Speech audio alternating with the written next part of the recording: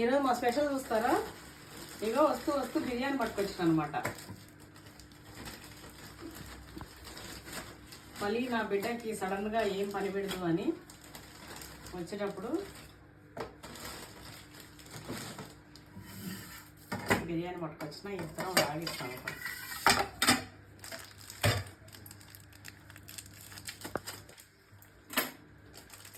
ఇంట్లో ఎవరు లేరు, మా బాబు నుంటే ఇద్దరం కూర్చోాలని చేసుకుంటే, కానీ ఇప్పుడు అవకాశం లేదు మాకు.